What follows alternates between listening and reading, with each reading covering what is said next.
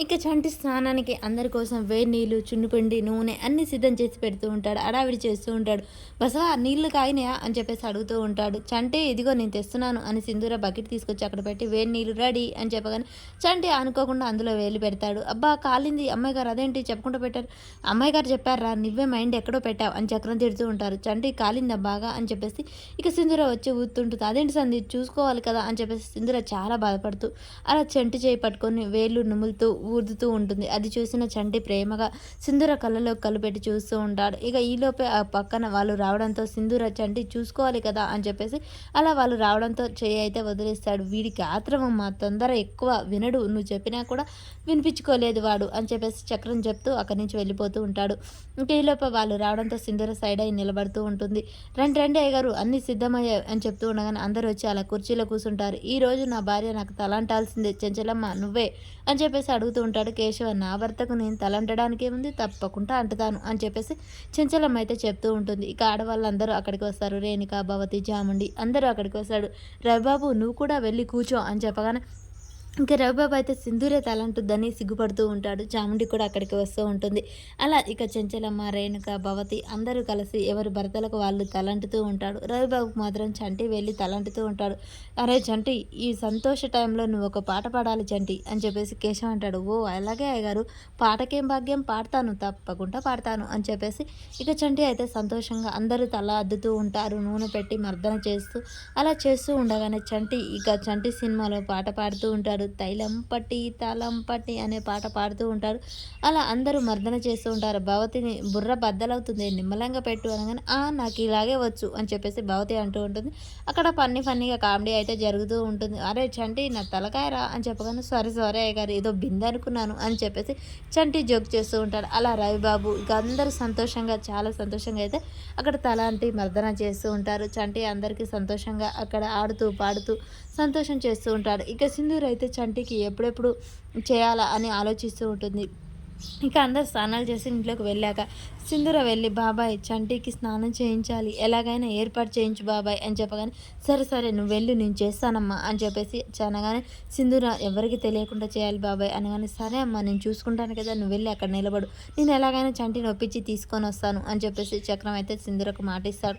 ఇక చంటి అక్కడ కాళ్ళు కడుక్కుంటూ నిలబడుతుండగానే "బాబాయ్ తొందరగా రా" అని చెప్పేసి సింధూర సైగ చేస్తూ ఉంటుంది.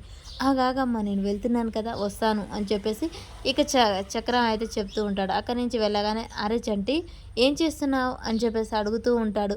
"నేనా బాబాయ్ ఏం లేదు, ఇంట్లో అందరికీ పని అయిపోయింది కదా అందుకే ఇవన్నీ సర్దుతున్నాను" అనగానే "ఈరోజు నువ్వు తలంటుకోవారా" అనగానే "నేనెందుకు బాబాయ్, వాళ్ళంటే వాళ్ళ భర్తల కోసం తలంటుకుంటున్నారు, నాకేం అవసరం, ఇప్పుడు నేనెందుకు అనుకుంటున్నాను" "అలా కాదురా, నువ్వు ప్రేమించిన అమ్మాయి గారు కూడా నీకు దక్కాలంటే నువ్వు కూడా తలంటుకోవాలి, అందుకే నువ్వు కూడా తలంటుకొని స్నానం చేసి అమ్మవారికి దండం పెట్టుకోవాలిరా, అంతేనంటావా బాబాయ్, అంతేరా పద నేను చేపిస్తాను" అని చెప్పేసాను. కానీ "బాబాయ్" అని చెప్పేసి ఆలోచిస్తూ ఉంటాడు. సింధూర్ అక్కడి నుంచి దూరంగా చూస్తూ ఉంటుంది. ఇక చంటి ఒప్పుకుంటాడా లేదా అని చెప్పేసి దూరంగా చూస్తూ ఉంటాడు. "బాబాయ్ నాకు డౌటు, మరి మా ఇంటి దగ్గర అంటే మా అమ్మ కుంకుడుగాయ రసంతో నాకు తలంటది, కానీ ఇక్కడ ఎవరు అంతుతారు బాబాయ్" అనగానే "నేనున్నాను కదరా, నీకెందుకు నేను చేపిస్తారా" "అవునా బాబాయ్ నువ్వు నాకు తానం చేపిస్తావా" అనగానే "చేపిస్తారా, పద సరే పద" అని చెప్పగానే చంటి అయితే చాలా సంతోషంగా "పద బాబాయ్ పద" అని చెప్పేసి ఇంకా చక్రం వెనకానే పరిగెడుతూ వెళ్తూ ఉంటాడు. ఇక చక్రం అయితే చంటి కోసం అక్కడ నూనె, గిన్నెలు అన్నీ సిద్ధం చేస్తాడు. నీళ్ళు, కుంకుడుకాయ రసం అన్నీ సిద్ధం చేసి పెడతాడు. సింధూర అక్కడ పొదచాటుని దాక్కొని చూస్తూ ఉంటుంది. "చంటి నువ్వు మర్దన చేస్తాను కళ్ళు మూసుకోరా", కళ్ళు ఎందుకు బాబాయ్ మూసుకునేది" అని చెప్పేసి అనగా "అబ్బా చెప్పినట్టు చేయరా" అనగానే ఇక సైగ చేయడంతో సింధూర అయితే వెనక నుంచి చూస్తూ ఉంటుంది. "అమ్మాయి గారు ఇక పెట్టండి" అని చక్రం సైగ చేస్తూ ఉంటాడు. ఇక సింధూర మర్దన చేస్తూ అలా నూనె మర్దన చేస్తుండగానే "బాబాయ్ నాకు డౌటు, నీ చేతులేంటి ఇలా మెత్తగా ఆడపిల్ల చేతుల్లా ఉన్నాయి, నూనె పెడితే ఎవరి అయినా మెత్తగానే ఉంటాయి లేరా, నువ్వు ప్రశ్నలేకు సైలెంట్గా కూర్చో" అని చెప్పగానే ఇక సింధూర చాలా సంతోషంగా చంటికి అయితే మర్దన చేసి కుంకుడుకాయ రసం పెట్టి అలా స్నానం అయితే చేపిస్తూ ఉంటుంది. చంటి సింధూర చేతులు పట్టుకొని తడుముతూ ఉంటాడు. "బాబాయ్ నువ్వు మర్దన చేస్తుంటే చాలా బాగుంది బాబాయ్, ఇంకాసేపు చెయ్యి చాలా బాగుంది" అని చెప్పగానే సింధూర అయితే సిగ్గుపడుతూ ఉంటుంది. ఇక అలా మర్దన చేస్తూ ఉంటుంది. ఉంటుంది ఎందుకుండదురా, నేను మర్దన చేస్తున్నాను కదా నీకు హాయిగానే ఉంటుంది" అని చెప్పేసి చక్రం అయితే అలా చెప్తూ ఉంటాడు. ఇక అందరూ వెళ్ళి పూజలో కూర్చుంటారు. పూజారి గారు వచ్చి పూజకు సిద్ధం చేయడంతో అందరూ జతలుగా కూర్చుంటారు. ఇక సింధూర అక్కడ నిలబడి దేవునికి దండం పెట్టుకొని చంటి వైపు చూస్తూ ఉంటుంది. చంటి కూడా స్నానం చేసి వచ్చి అమ్మవారికి దండం పెట్టుకుంటాడు. తను ప్రేమించిన అమ్మ ఎప్పటికైనా తనకు దక్కాలి అని చెప్పేసి సంతోషంగా దండం పెట్టుకుంటూ ఉంటాడు. ఈలోపే సింధూర చక్రానికి సైగ చేస్తూ ఉంటుంది. బాబాయ్ ఎక్కడ నా పూజ ఏర్పాటు అని చెప్పేసి సింధూర చక్రాన్ని అడగడంతో ఆగండి అమ్మాయి గారు అని చెప్పేసి ఇక చక్రం అయితే వెళ్ళి పూజకు ఏర్పాటు చేస్తాడు. సింధూర కూడా సైలెంట్గా ఎవరు చూడకుండా ఇక వంటగదిలోకి అయితే వెళ్తూ ఉంటుంది. వంటగదిలో అలా పూజకి ఏర్పాటు చేయడంతో సింధూర వెళ్ళి పూజ చేసుకుంటూ ఉంటుంది. అక్కడ మంత్రాలు వినడంతో ఇక్కడ సింధూర పూజ చేస్తూ ఉంటుంది. అక్కడ చెంచలమ్మ దేవునికి హారతి ఇస్తూ ఉంటుంది. ఇక్కడ సింధూర కూడా అలాగే హారతి ఇచ్చి దండం పెట్టుకుంటూ ఉంటుంది. ఇక సింధూర గంట శబ్దం బాగా వినరావడంతో శ్రీవల్లికి అయితే శబ్దం వినిస్తుంది. ఇదేంటి ఇక్కడ అన్న పూజ సప్పుడు వినిపిస్తుంది అని చెప్పేసి శ్రీవల్లి వంటగదిలోకి అయితే వెళ్తూ ఉంటుంది. ఈలోపే సింధూర పూజ పూర్తి కావడంతో తన తాలిబొట్టును బయటికి తీసి అక్కడ ఉన్న పసుపు కుంకుమ తాలిబొట్టుకు పెట్టుకుంటూ ఉంటుంది. శ్రీవల్లి వెళ్ళి అక్కడే నిలబడి షాక్ అయి చూస్తూ ఉంటుంది.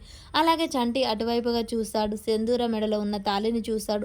అటు శ్రీవల్లి ఇటు చంటి ఇద్దరు ఆ తాలిబొట్టును అయితే చూస్తారు. మరి శ్రీవల్లి వెళ్ళి ఇంట్లో చెంచలమ్మకి నిజం చెప్తుందా, వాళ్ళ అమ్మకి చెప్తుందా, అసలు ఏం జరుగుతుంది అనేది మనకు నెక్స్ట్ వీడియోలో తెలుస్తుంది ఫ్రెండ్స్. మన వీడియో నచ్చినట్లయితే లైక్ చేయండి, షేర్ చేయండి, సబ్స్క్రైబ్ చేసుకోవడం మర్చిపోకండి.